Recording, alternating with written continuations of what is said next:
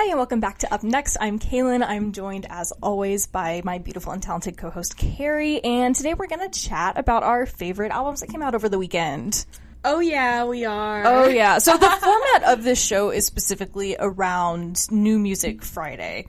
Yes. And albums that come out on, like, kind of that Friday or sometimes earlier in the week. But right, around the weekend, you know. But Friday's the big day. If you know, you know. And this past Friday was Independence Day, right. American Independence Day, wasn't it? 4th of July. It really was. It really was. I don't think we did anything. I didn't leave the house, but that's okay. I did not leave the house. I walked the dog.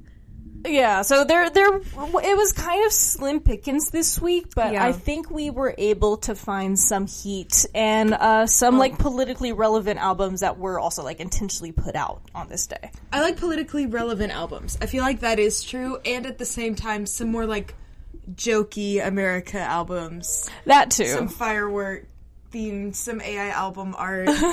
Yeah, I mean every holiday you always get some novelty releases for that holiday. That's true. I remember one time we were listening to music like over Christmas Eve or something. Mm-hmm. It was lovely. That's always fun. A lot of Christmas albums. Anyway. There's a wonderful... Or we'll talk about it on Christmas. We're not going to talk about Christmas today. We're talking about Independence Day. And Carrie, you have an American-themed album. Do you want to start us off with that one? Oh, I guess I do. I didn't realize I did until then. That's a great segue. Oh, you're so clever. Oh, yeah. I'll be talking about American Grotesque by Cherrri. This is an artist that some folks in our circle do really enjoy. I think they were on a Rapid Fire once, and we got a bunch of comments like, oh my god, Cherrri, yes. We love Cherrri, we stan. Yes. Yeah, basically it's cybergrind, and we haven't seen good, like, explicitly queer, this, like, specific brand of cybergrind in a minute. This, like, very eclectic and maximalist, really scary stuff, and it's awesome. Yes, this is so rageful, and grotesque is a great word for it. It really lays bare a lot of the things that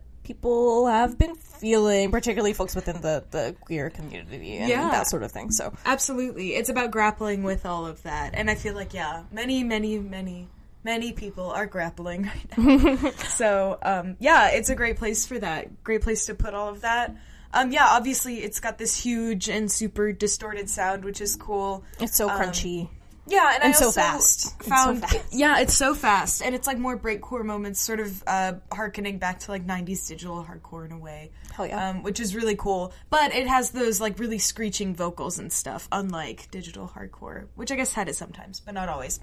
Yeah, really fun samples. It's got dial-up tones and a bunch of electronic stuff too. It's a good weird one. I think y'all will like it. Well, I have a weird one too that I'll chat about. I'm going to talk about Wood Teeth by doseone and Keech. So this is like an alternative rap record at its core, and it's also highly political. The reference is to George Washington's wooden teeth, which, as they explain on the album, were not actually made of wood. They were not, totally wood. It was a lot of bones and other folks' and type of teeth. What other folks? What other types of bones? I wonder where those bones came from. They talk about this more on this short little EP. It's under 15 minutes long, so go check it out. It's like very explicitly political. The lyrics are so sharp. Unfortunately, the lyrics aren't listed on the Bandcamp page, so you're just gonna have to listen to it and educate yourself. It sounds great. It sounds super cool. Yeah, and so beyond just the like super political lyrics here, it has a lot of like punk and metal samples too. So it's really like raw and intense in that way too. That's cool.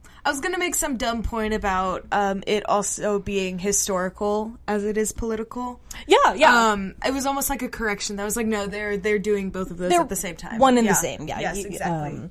And that's really cool. We're learning from the past here and critiquing the present at the same time. Yeah. So definitely recommend for your after 4th of July feelings. I don't know. Anyway. You gotta rewrite your like American history legend in your head with the real shit. You gotta decolonize your mind. Exactly. That's a great way to do it through the power of music. Music speaks. Music speaks. Carrie, do you have another music that speaks to us? I do, and it's also sort of a political take, if you will. Awesome. It's a super, super fun album. I'm really, really excited about this. Want to listen to it a little bit more.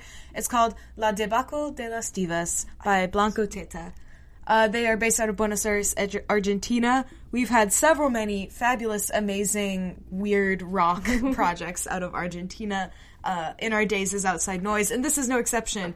It sort of stems from the Riot Grrrl movement, but it's like more girl punk is the tag. Yeah, it's sort of girl punk, but also girl like beat down hardcore. Yeah, girl all over the place. There's a lot of is an important word there. It's not like saying like I don't know. I find sometimes when the delineation is made in like women's fields or whatever, that's not always necessary, but it is an explicit tag here, like GRRRL. Yes, and in this album too, they talk about it specifically being pointed towards working class women, which I think is really important to add in like that class element too, because it's not just like, oh, I'm just a girl. Like it's more about it's real solidarity with your other women and stealing makeup from Dollar Tree.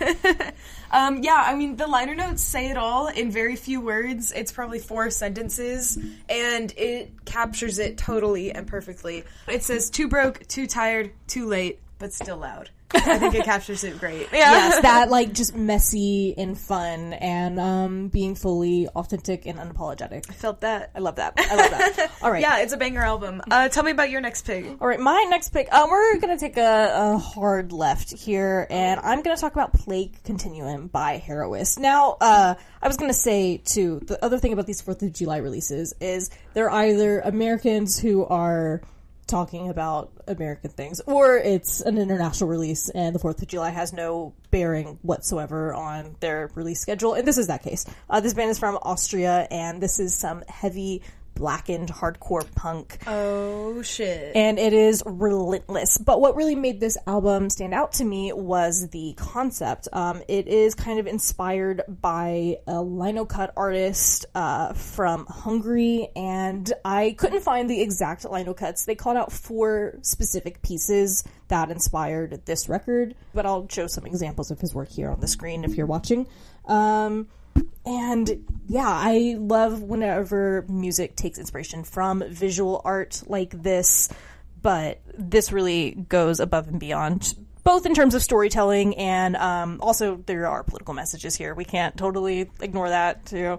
Like, listen, if you're one of those people that say keep your politics out of your art or whatever, you have no personality. You're wrong. I think you might be wrong, because I feel like if your politics influences people's lives, and to say it doesn't is an extremely privileged outlook to have. And furthermore, to narrow it down to just politics, I think it's like more about your is politics, and politics is right. It's just more about your broader worldview. It's like keep your worldview out of your music, huh?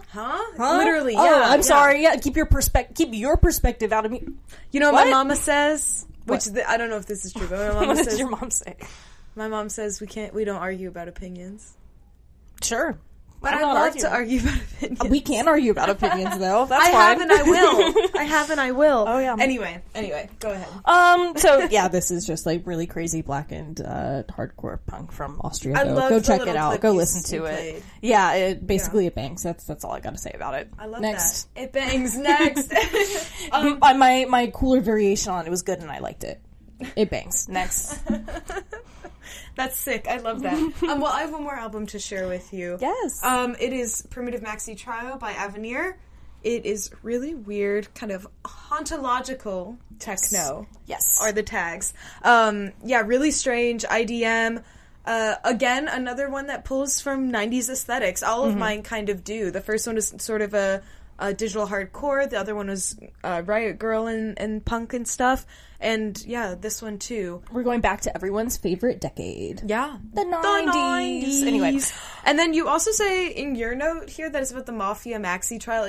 That's just a Mafia trial that I've never heard of? Yes. Okay, I believe this artist is from Italy, and the Mafia Maxi trial took place in the early 90s, and it was a big old to-do.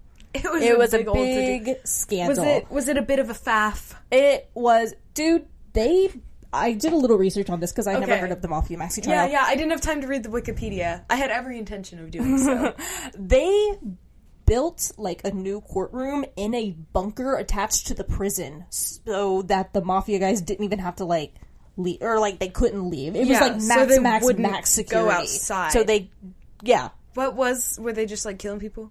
Yeah, like mafia shit. I don't know, money laundering, racketeering, girl. All mafia stuff. A lot of people got in trouble. But once I knew about the underground bunker courtroom that was built just for this trial, I feel like that gave an extra layer of context to this album too, because this album does have very underground courtroom bunker. It does. It's long very. abandoned. There's a lot of industrial shit going on. Like we said, it's techno, but it also has these weird spaced out interludes that are kind of ambient and haunting and scary. Yeah, this doesn't have a ton of like techno sound on it. To me, I do see this. It's got some quick bits. It's got some. It does. It has a little bit of the incense, but it is a little more rooted in like IDM and ambient and weird, soundscapes and like the close production and everything. Yeah, it's really cool. Listening. And it's out on this label from Athens, Greece, which I haven't really been taking a note of as a place that we get a lot of music out of, but I'm excited to hear it. Yeah, I haven't heard of this label before either. Heat Crimes. Cool. Well, we'll check out some more stuff on their label. I guess so, yeah. Especially Primitive Maxi Trial. You have one more album as well? I have one final album. I will be talking about Emperor Caterpillar by Solianic Paradisiacal Mundanity. Nailed it. This artist has been around for a hot second and has gained sort of a cult following in these like online music listening communities, especially people who are into black gaze, post-black metal, that sort of sound. And this really blew me away. I was not familiar with this artist before finding this album, but I really, really loved this like electronic approach to making this post-black metal stuff. It's so shimmery and shiny, but crunchy at the same time. Yeah, there is like an ethereal, like a gorgeousness that sort of coats the whole thing. It soothes it, which you always want to hear in your good post-black metal stuff. I'm thinking like Agriculture. Yeah. But there is a tenderness to it that makes it post. But this like breaks it. It takes it to the breaking point. It is the beautiful little teacup shattered. It's beautiful. And harrowing. Give it a listen. There are also a lot of bangers on here. This artist is also from Saudi Arabia. Cool. They have a Homestuck avatar. They do have a Homestuck avatar. That's sick. As their that's their legit Bandcamp artist photo. Hell yeah. So that's my last recommendation. I guess we kept it pretty quick today. That's okay. Listen, it's all good music, and like we said about your first album, get in, say what you gotta say, and get out.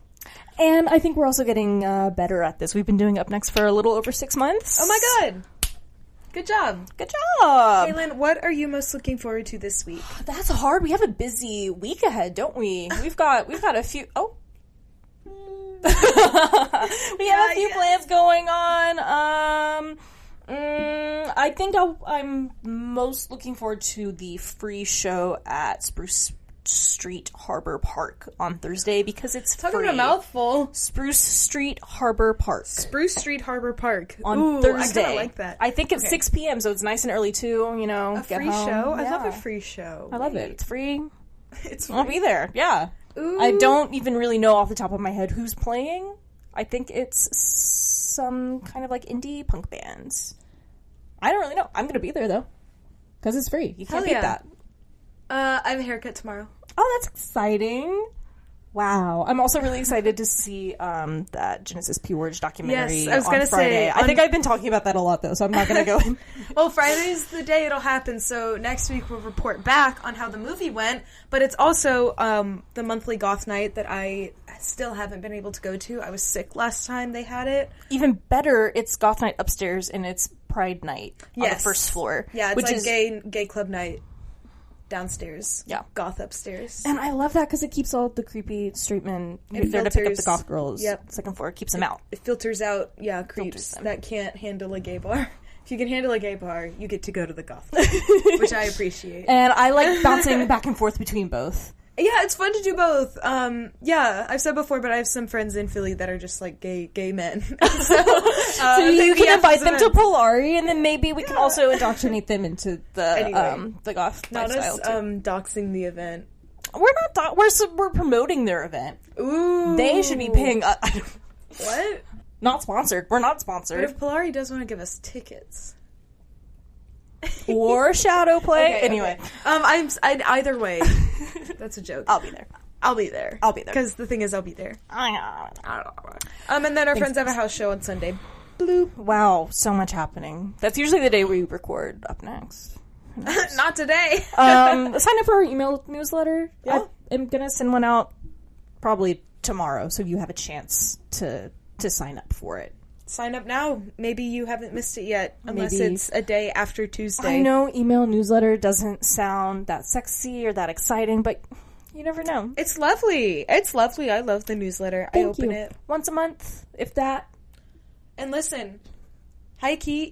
Once a month, if that. Once a month, absolutely if that. Surprisingly, we do have quite a few people subscribed to it. So we do. People are keeping their eye out on their email newsletters, especially if you're trying to get off Meta products, social media, that type of thing. And email newsletter is a great way to keep up. And it's a great way to keep up with everything we do at Outside Noise, because it's more than Up Next. It's also Michael's great album series. It's our album of the month series. It's written reviews. It's scenes. It's events we're gonna be at.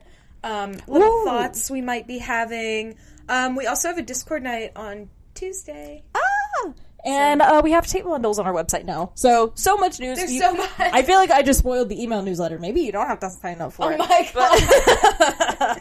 That's awesome. But, all right. I think we did it, Carrie. Did we do it? Right. Thank you for joining us. Bye, guys. Bye. Awesome. We botched the high five so bad. Great. Bye.